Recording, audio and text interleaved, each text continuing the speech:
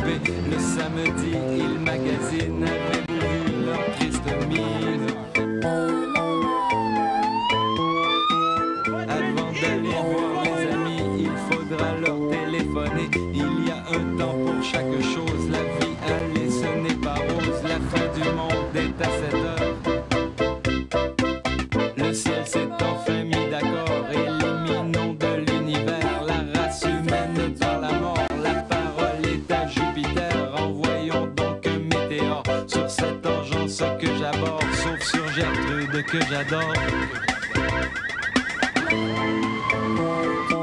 La fin du monde est à 7 heures. Toujours un petit téléviseur voulant donner un peu de bonheur à cette triste société, décide de lui annoncer la fin du monde est à 7 heures. On voit les signes avant-coureurs, vous pouvez faire ce que ça vous chante, vous pouvez faire ce que ça vous tente.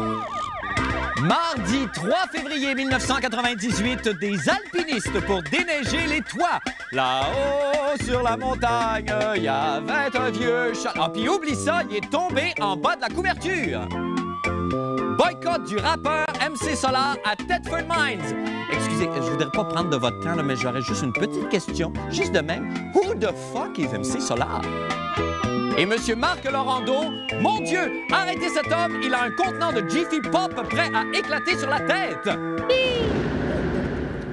Bonne fête du monde, mesdames et messieurs. Alors, tout d'abord, des nouvelles de moi. Eh bien, vous savez qu'à moins d'un miracle de dernière minute, à 8h30, à 20h30 ce soir, heure de Montréal, on mettra à mort Karla Faye Tucker. Vous avez probablement entendu parler depuis une semaine, là, cette prisonnière au Texas. Et donc, nous, de la fin du monde, comme on sait qu'il y a beaucoup de jeunes enfants qui écoutent l'émission et qui ne comprennent peut-être pas toute la portée de cette décision-là. Ils ne connaissent pas son histoire. Tout simplement, on a décidé, sur un air de petite comptine, d'expliquer l'histoire de Karla Faye Tucker. C'est une Karla Faye, droguée et prostituée. Elle a pris son couteau, tué pour une moto. Pique dans le front, pique sur le menton. Karla Faye est en prison. On dit faut qu'elle trépasse, même si elle demande grâce. Gouverneur est têtu, ce soir elle va mouru. Pique dans le bras, pique où tu voudras. Karla Faye dans de beaux draps. Bout éditorial. Comment peut-on encore condamner les gens à mort quand on pourrait câline, leur faire écouter Céline, ou bien leur donner des bines, pougne, ma coquine, viens à moi que je te serre dans mes bras. Ben, c'est ça qui est ça. Maintenant, pour les nouvelles de la fin du monde, quelle est la question qui court sur toutes les lèvres?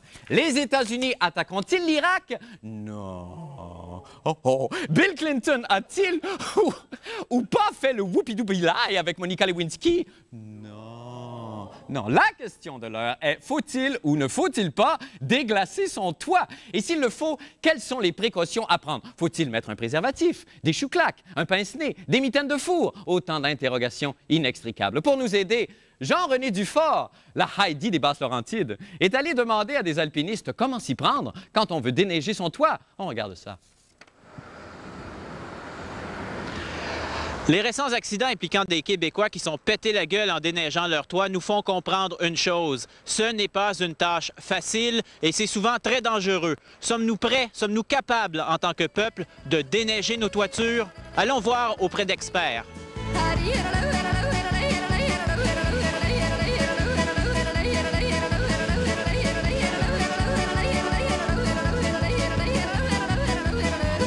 Les gens, dernièrement, ont tendance à essayer de se sécuriser de mille et une façons pour faire ce travail-là, de monter sur leur toit, et finalement se retrouvent dans des situations qui deviennent peut-être encore plus dangereuses que l'étaient s'ils n'étaient tout simplement pas attachés et avaient fait un gros banc de neige à côté de sa maison. Au niveau de la corde, de la fameuse corde jaune de Canadian Tire, est-ce qu'on peut utiliser ça?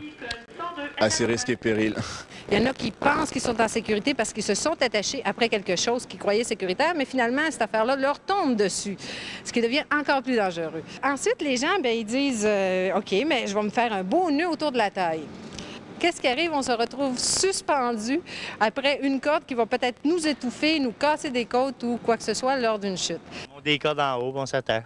Après quoi? Ouais, Ouais, soit l'échelle ou après un autre gars, un gars qui nous tient. Puis... Il y a beaucoup de magasins d'escalade, oui, que les gens se sont garochés, ils ont acheté des crampons, des harnais, des cordes, des instruments d'assurage qu'ils ne savent pas nécessairement utiliser. On a des petits crampons qu'on met, puis on s'arrange avec ça. Ah ouais? Ouais.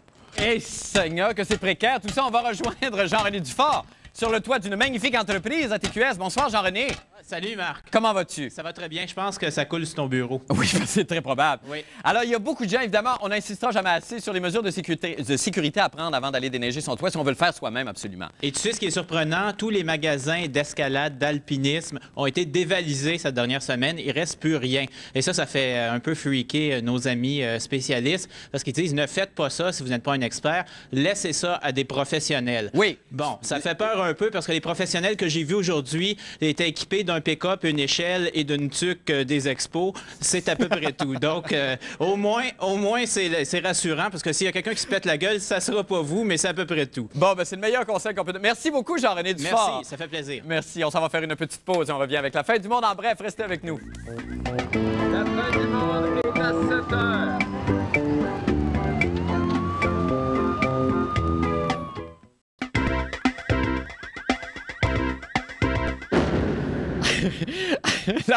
Excusez-moi. La fin du monde en bref maintenant. Mécontent des prises de position de son gouvernement, le ministre des Ressources naturelles et du Développement régional, M. Guy Chevrette, dit le pitbull de Joliette, remet en question son avenir politique. M. Chevrette, dit aussi la manchée pour veiller tard de la Naudière, se dit déçu et fâché par la décision de déménager de Joliette à Laval les bureaux du ministère de la Justice. Il a donc décidé de prendre des vacances pour aller réfléchir à son futur et ou bouder. Pour combien de temps? On l'ignore, mais j'y pense. Cela se pourrait-il vraiment que M. Chevrette ne revienne jamais? Oui! Oui! Pyrotechnie!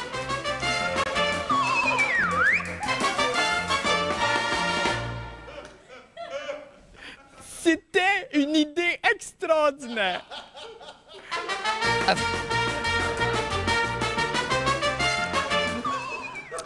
Au nom de toute l'équipe, on s'excuse à la maison. On va la retravailler demain.